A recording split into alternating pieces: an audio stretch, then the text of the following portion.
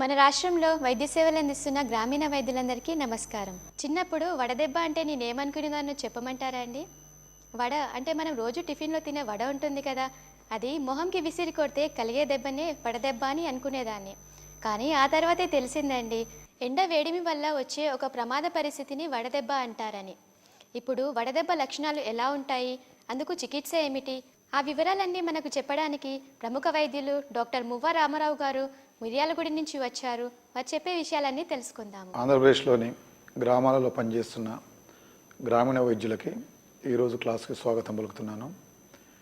ఈరోజు క్లాస్లో మనం చర్చించే అంశము సన్ స్ట్రోకు, లేదా తెలుగులో ఎండ దెబ్బ, లేదా ఇది వడదెబ్బని, ఇంకా మామూలుగా తెలంగాణలో అయితే ఎండసొడి కొట్టిందని కూడా అని పిలుస్తుంటారు.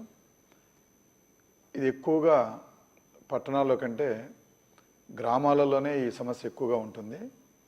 ఎందుకంటే గ్రామాలలో ఎక్కువగా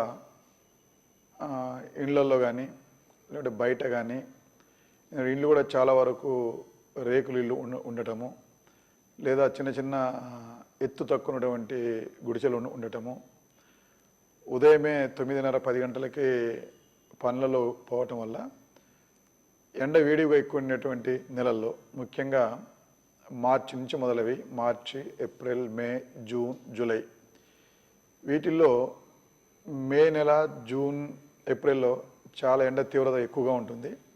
ఆ సమయంలోనే మనకి ఈ సమస్య చాలా ఎక్కువగా వస్తున్నది.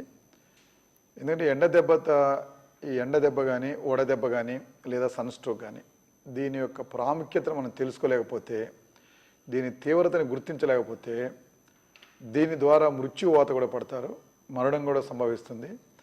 మనం ప్రతి సంవత్సరం చూస్తుంటాము, పేపర్లో చదువుతుంటాము, ఎండ దెబ్బకి ఇంతమంది చనిపోయారు ఈ జిల్లాలో సన్ స్ట్రోక్ ఇంతమంది ఎఫెక్ట్ అయ్యారని మనం చూస్తున్నాము.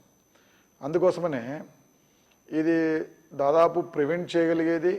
ఒకవేళ అనుకోకుండా ఎండలో పనిచేయాల్సినటువంటి పరిస్థితి ఏర్పడితే దానికి తేలికపాటి వైద్యం చేయగలిగితే, ఎందుకంటే ఈ వైద్యానికి పెద్ద పెద్ద పరికరాలు అవసరం లేదు, పెద్ద ఆసుపత్రులు అవసరం లేదు. సమస్యను అర్థం చేసుకొని ఆ వేడిమిని, శరీరంలో ఉన్న ఎండ వేడిమిని తగ్గించగలిగే వైద్యం చేస్తే పూర్తిగా మామూలు పరిస్థితికిలో పేషెంట్ వస్తాడు. అంటే మనం మృత్యుని మనం అరికట్టవచ్చు. మనం దీని డీటెయిల్స్కి, వివరాల్లోకి వెళ్ళబోయే ముందు, మనిషి శరీర నిర్మాణము బయట జరిగేటువంటి మార్పుల్ని, ఉష్ణోగ్రతలో జరిగే మార్పుల్ని తట్టుకోవటానికి శరీరం లోపట నిర్మాణంలో సెల్ఫ్ కంట్రోల్ అంటారు. స్వతంత్రంగానే మానవ శరీరము తన యొక్క టెంపరేచర్ని తను కంట్రోల్ చేసుకుంటుంది. ఆ కంట్రోల్ చేసుకునే క్రమంలో శరీరంలో మొత్తం పైన టెంపరేచరు 98.4 డిగ్రీలు, ఇది మామూలు టెంపరేచరు.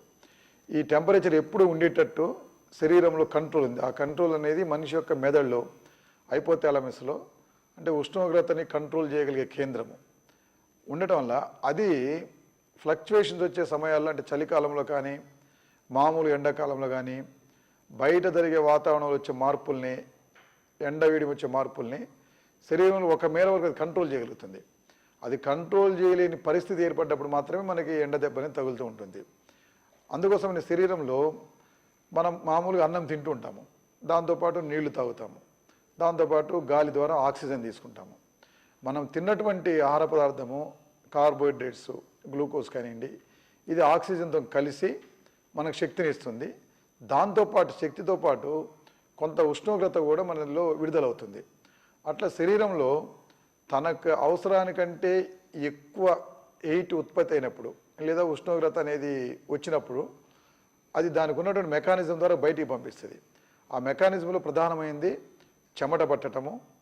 అదే రకంగా మనం తీసుకునే గాలి తీసుకున్నప్పుడు వదిలేటప్పుడు కూడా దాని ద్వారా కూడా కొంత టెంపరేచర్ బయటికి వెళ్తుంది, చెమట ద్వారా బయటికి వెళ్తుంది, మూత్ర విసర్జన ద్వారా బయటికి వెళ్తుంది. అంటే ఈ విధంగా థర్మోరెగ్యులేషన్, అంటే శరీరంలో జరిగేటటువంటి రసాయనిక చర్యల ఫలితంగా వచ్చినటువంటి ఉష్ణోగ్రతని, లేదా హీట్ని, ఉష్ణరాశిని కంట్రోల్ చేసుకునేటువంటి శక్తి సామర్థ్యాలు మన శరీరానికి ఉండి అది ఆ మెకానిజం ద్వారా కంట్రోల్ చేసుకుంటుంది. అయితే ఈ కంట్రోల్ సిస్టమ్ అనేది ప్రత్యేకంగా యూత్లో బాగానే ఉంటుంది, యువకుల్లో. కానీ అదే బాగా చిన్నపిల్లల్లో, ముసలి వాళ్ళల్లో, వీళ్ళల్లో కొంచెం ఈ రెగ్యులేటరీ సిస్టమ్ అంతా పటిష్టంగా ఉండక వీళ్ళే తొందరగా ఈ బయట ఉన్నటువంటి ఉష్ణోగ్రతకి ఎండవేడికి చాలా ఎక్కువగా ఇబ్బంది పడేది ఈ వృద్ధులు, చిన్నపిల్లలే. మామూలుగా మరి ఎండలో పనిచేసినప్పుడు, ఎండలో పని చేయకపోయినా కానీ ఒకవేళ మనం నివసించేటువంటి నివాసమైనటువంటి స్థలాలు రేకులతో ఉన్నట్లయితే మన ఇంట్లో ఉన్నప్పటికి కూడా అప్పుడు కూడా మనకి ఎండ వేడిమి ఎక్కువగా ఉండి బాడీ టెంపరేచరు 102 మొదలై 106 దాకా కూడా పెరుగుతుంటుంది. అట్లా బాడీలో బయట ఎండ వేడిమి ఎక్కువగా ఉన్నటువంటి రోజుల్లో డైరెక్ట్గా మనం ఎండకిలో పనిచేయాల్సిన పరిస్థితి ఏర్పడటము, లేదా ఇరుకైన గదుల్లో నివాసం ఉండటము.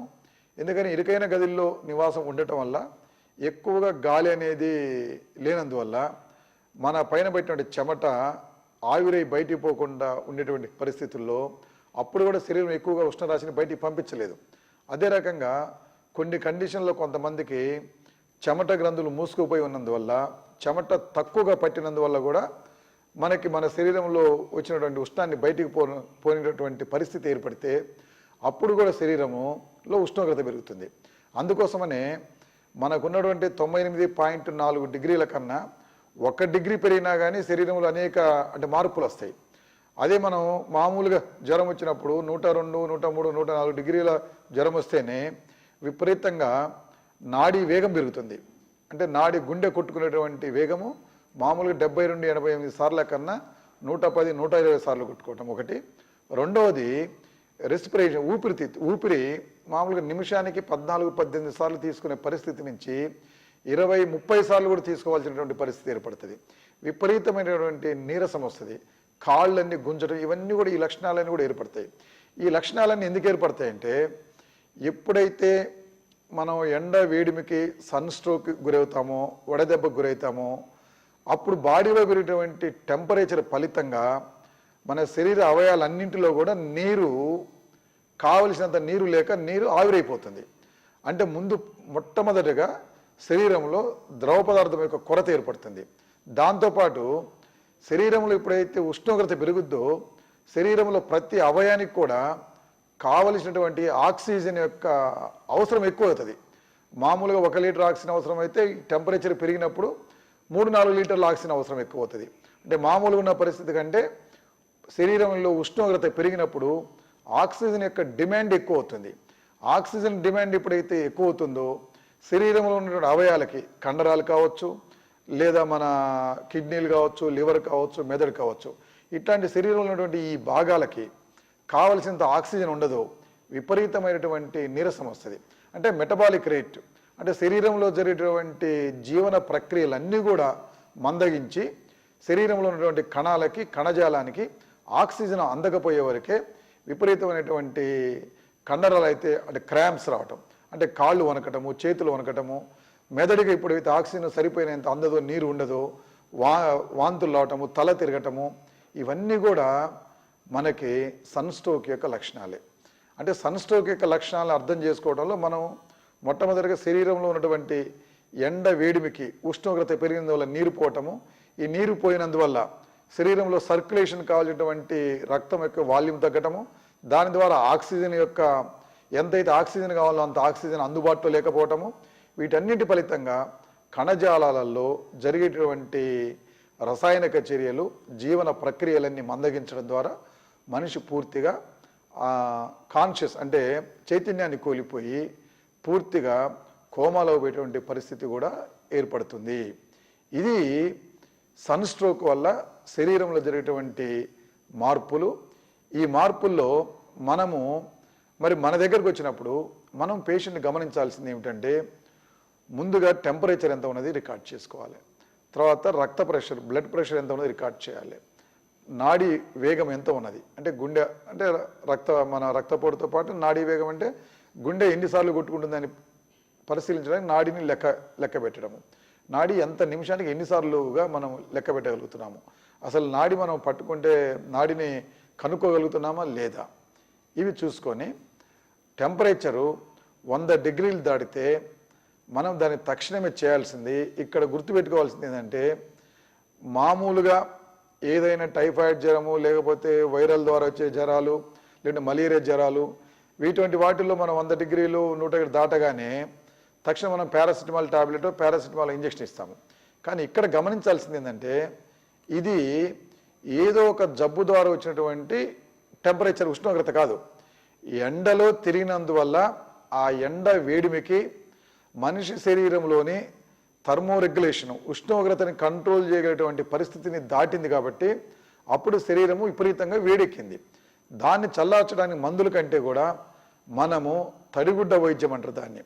అంటే మామూలుగా అయితే ఇంగ్లీష్లో కోల్డ్ స్పాంజ్ అని, మామూలు తెలుగులో చెప్పుకోవాలంటే తడిగుడ్డ వైద్యం. చల్లటి నీళ్ళల్లో గుడ్డని ముంచి శరీరం మొత్తం పైన కప్పాలి.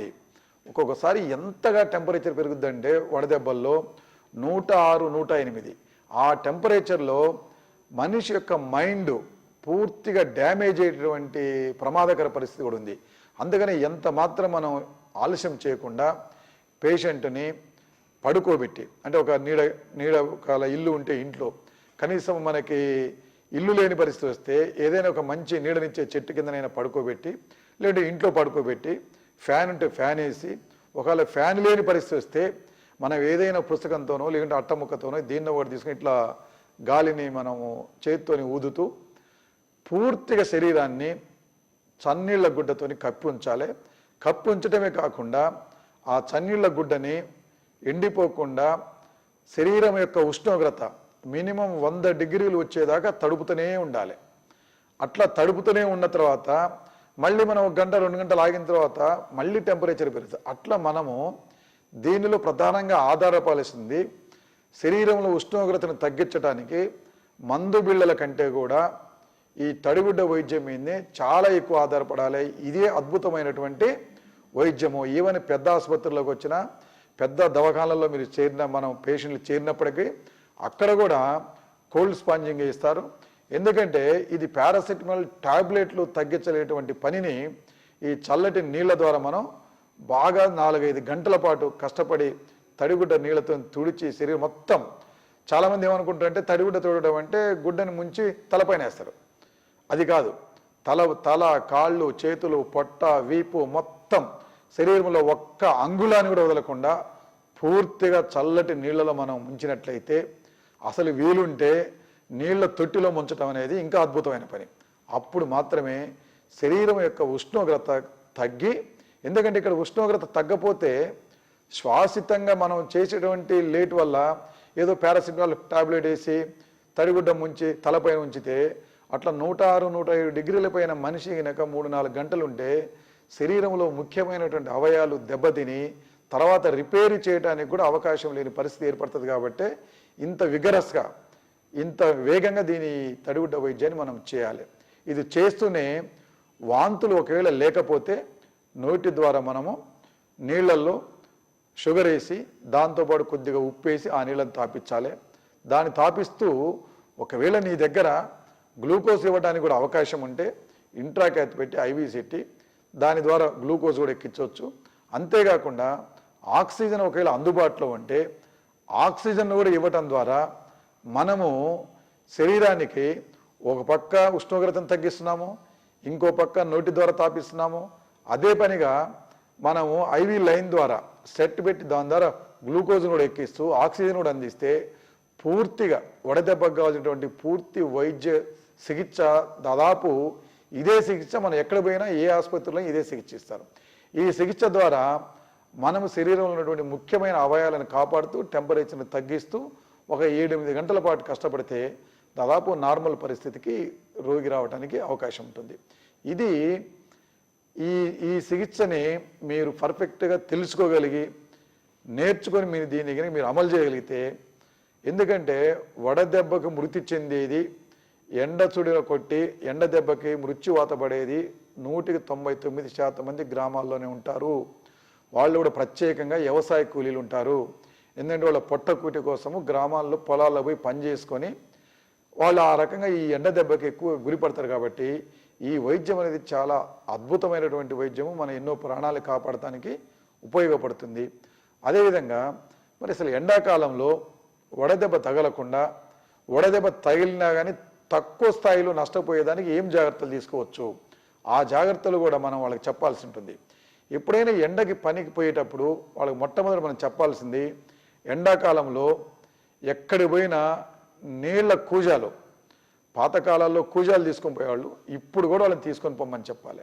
నీటి కూజాలు, లేకపోతే వాటర్ నీళ్ళని సీసాలలో తీసుకుపోవటము, లేదంటే నీళ్ళని అందుబాటులో ఉంచుకోవటము. ప్రతి 10-20 నిమిషాలకి ఎండ వేడిమి ఎంత ఎక్కువ అంటే అంత ఎక్కువ నీళ్లు తాగాలి. మామూలుగా మనము మామూలు కాలాల్లో 4 నుంచి 5 లీటర్ల నీళ్లు తాగేవాళ్ళము. ఎండాకాలంలో 10 నుంచి 15 లీటర్ల నీళ్లు తాగగలిగితే వాళ్ళకి వడదెబ్బ నుంచి తట్టుకోగలుగుతారు. అంతేకాకుండా తలపైన టోపీ పెట్టుకోవటము. ఆ టోపీ తెల్ల టోపీ అని బట్టి ఏదైనా తెల్ల టోపీ ఇంకా మంచిది. అది లేని పక్షంలో ఏదైనా టోపీ పెట్టుకోవచ్చు. అది లేకపోతే ఉన్నటువంటి గుడ్డని తలకి చుట్టూ కట్టుకున్నట్లయితే కొంతమేరకి మనం ఉష్ణోగ్రత నుంచి కాపాడుకోగలుగుతాం.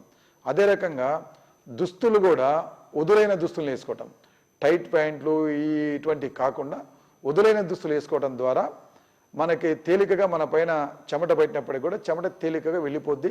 అదే రకంగా బయట వచ్చేటువంటి గాలి మన చర్మానికి తేలికగా తగిలి ఎక్కువ పట్టినటువంటి చెమటని వెమటెమ్మటి బయటికి పంపినందువల్ల ఇంకా ఎక్కువ చెమట రూపంలో వచ్చి శరీరంలోని ఉష్ణోగ్రతని కంట్రోల్ చేయడానికి ఉపయోగపడుతుంది.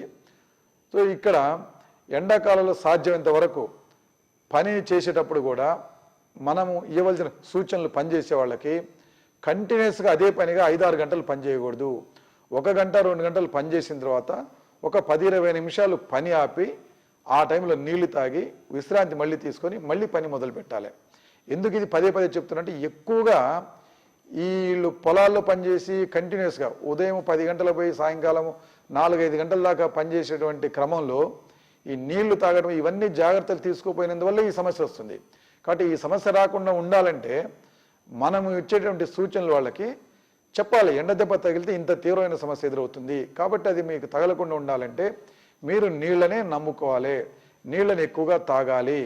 అదే పనిగా మీరు పని చేసేటప్పుడు కంటిన్యూస్గా అన్ని గంటలు కాకుండా 2 గంటలకు ఒకసారి గ్యాప్ ఇచ్చి పని చేసుకుని మళ్ళీ పని మొదలు పెట్టాలి. ఈ కనీస జాగ్రత్తలు పాటిస్తూ ఎండాకాలంలో పని చేసినట్లయితే చాలా వరకు వడదెబ్బను తప్పించుకోవచ్చు. అదే రకంగా వడదెబ్బ తగిలినట్లయితే మనం ఇందాక మీకు చెప్పినటువంటి ట్రీట్మెంట్ మీరు ఎప్పుడు మైండ్లో పెట్టుకోవాలి. ఈ ట్రీట్మెంట్లో మొట్టమొదటిది వడదెబ్బ తగిలినటువంటి పేషెంట్ని తక్షణమే నీడ దగ్గర కానీ ఒక ఇంట్లో కానీ పడుకోబెట్టి పూర్తిగా దుస్తులన్నీ తీసేసి చల్లటి నీళ్ళల్లో గుడ్డని ముంచి శరీరం పైన కప్పేయాలి. తర్వాత ఫ్యాన్ ఉంటే ఫ్యాన్ వేయాలి. నీళ్లు తాగగలిగే పరిస్థితులు ఉంటే నీళ్ళల్లో షుగర్, ఉప్పు కలిపినటువంటి వాటర్ని తాపాలి. గ్లూకోజ్ అందుబాటులో ఉంటే గ్లూకోజ్ని అందించి ఆక్సిజన్ కూడా పెట్టినట్టయితే అతని యొక్క ప్రాణాన్ని మనం నిలిపిన వాళ్ళము అవుతాము. కేవలం ఎండలో ఉండే వారికి మాత్రమే వడదెబ్బ తగులుతుందంటారా డాక్టర్ గారు? కేవలం ఎండలో పనిచేసే వాళ్ళకి ఎక్కువగా తగులుతుంది. ఎండ పోకపోయినప్పటికీ ప్రత్యేకంగా ఎండాకాలంలో ముఖ్యంగా మరీ ఏప్రిల్, మే, జూన్ మొదటి వారాల్లో మనం ఇళ్లల్లో ఉన్నప్పటికి కూడా ఆ ఇళ్లల్లో విపరీతమైనటువంటి గాలి సరిగా లేనటువంటి ఇళ్లలో, అంటే ఉక్కబోసేటువంటి పరిస్థితి ఉన్నప్పుడు, అట్లే రేకులు లాంటి ఇళ్లలో ఉన్నప్పుడు, అటువంటి పరిస్థితుల్లో కూడా అదే కాకుండా నీళ్లు కూడా తక్కువ తాగినప్పుడు ఒకటి, అటువంటి పరిస్థితుల్లో కూడా మనకి ఎండ దెబ్బ అనేది కొడుతుంది. ఇక్కడ ఎండలో పోయితేనే కాదు, మన ఇంట్లో ఉన్నప్పటికి కూడా నీళ్లు తక్కువ తాగటము, గాలి సరిగా లేనటువంటి ఇళ్ళు కావటము, తర్వాత రేకులు ఇండ్లు ఉండటము, అంటే టెంపరేచర్ని పూర్తిగా కంట్రోల్ చేయగలిగే పరిస్థితిలో లేనప్పుడు కూడా మనకి ఎండ దెబ్బ తగులుతుంది. శరీర ఉష్ణోగ్రతను అదుపు చేసే యంత్రం దెబ్బతింటే అది ఎంత ప్రమాదం అంటారు డాక్టర్ గారు? మనం ఇందాక క్లాసులో చెప్పుకున్నట్టు శరీరానికి 98.4 ఫారెన్హీట్ డిగ్రీ అనేది దాని యొక్క నార్మల్ టెంపరేచర్. ఈ ఉష్ణోగ్రతలో శరీరంలో ఉన్నటువంటి అన్ని భాగాలు, గుండె, ఊపిరితిత్తులు, మెదడు, కిడ్నీలు, కండరాలు, ఇవన్నీ కూడా వాటి యొక్క జీవన ప్రక్రియల్ని సరైన పద్ధతిలో నడుచుకుంటాయి. దీనికన్నా మించి ఉష్ణోగ్రత ఉన్నప్పుడు ప్రత్యేకంగా 102, 103, 104, 105 ఇటువంటి పరిస్థితుల్లో బాడీ ఉష్ణోగ్రత పెరిగినప్పుడు పెరగడంతో పాటు కంట్రోల్ పూర్తిగా పోతే, అంటే శరీరం తనంతట తాను కంట్రోల్ చేసుకోలేని పరిస్థితి ఏర్పడితే అప్పుడు ఈ ఉష్ణోగ్రత అధికంగా పెరిగినందువల్ల శరీరంలోని ముఖ్యమైన భాగాలు, మొట్టమొదటిగా బ్రెయిన్ దెబ్బతిని రోగి పూర్తిగా కోమాలో పెట్టే ప్రమాదం అనేది ఉన్నది. ఏ వయసు వారిలో వడదెబ్బ ఎక్కువ ప్రమాదకరం అంటారు డాక్టర్ గారు? ఎండ దెబ్బ సర్వసాధారణంగా ముఖ్యంగా చిన్నపిల్లలు, అంటే 10 సంవత్సరాల లోపు పిల్లలు, 60 సంవత్సరాలు దాటిన వాళ్ళు, శారీరకంగా బలహీనంగా ఉన్నటువంటి వాళ్ళల్లో ఇది ఎక్కువగా ప్రమాదకరంగా ఉంటుంది. ఎందుకంటే ఆ వయసులో ఉన్నటువంటి వాళ్ళల్లో, చిన్నపిల్లలు, ముసలి వాళ్ళల్లో థెర్మోరెగ్యులేషన్, శరీరంలో ఉష్ణోగ్రతని కంట్రోలు చేసుకునేటువంటి నిర్మాణం, ఆ వ్యవస్థ కొంత బలహీనంగా ఉంటుంది. దాని ఫలితంగా వాళ్ళల్లో చాలా ఎక్కువగా ఎండదెబ్బ ప్రమాదం ఏర్పడి దీని ద్వారా వాళ్ళు ఎక్కువగా నష్టపోయే అవకాశం అనేది ఉన్నది. వడదెబ్బ తగిలిన వారికి తడిగుడ్డ వైద్యం చేసి కానీ లేదంటే ఐస్ ఉపయోగించి కానీ ఒంటి వేడిని 98 డిగ్రీల కంటే తగ్గించవచ్చు అంటారా డాక్టర్ గారు? మనిషి శరీరం ఉష్ణోగ్రత పెరిగితే ఎంత నష్టమో తగ్గితే కూడా అంతే నష్టం. అందుకనే మనము 99-100 డిగ్రీలు వచ్చినప్పుడే ఆపేస్తాం. ఒకవేళ మనము ఐస్ పెట్టి దాన్ని 96 డిగ్రీలు చేసినాం అనుకో, అప్పుడు కూడా శరీరంలో ఉన్నటువంటి అవయవాలని దెబ్బతిని అది కూడా ప్రమాదకరం. అందుకని హైపోథెర్మియా అంటే ఉష్ణోగ్రత తక్కువ ఉండటము ప్రమాదమే, ఎక్కువ ఉండడం ప్రమాదమే. అందుకోసమనే 99-100 దగ్గరే మనం ఆగాలి. అంతకన్నా ఇంకెక్కువ తగ్గించడానికి మనం ప్రయత్నం చేయకూడదు. వడదెబ్బ తగిలి వాంతులు అవుతున్నప్పుడు ఏవైనా పానీయాలు తాగించవచ్చా డాక్టర్ గారు? ఎండలో తిరిగినప్పుడు అందరూ ఒకే రకంగా ఉండరు. కొంతమంది ఎండ దెబ్బ తగిలిన తర్వాత కాస్త బాగానే ఉంటారు, వాంతులు అవుతాయి, తలనొప్పి అవుతాయి.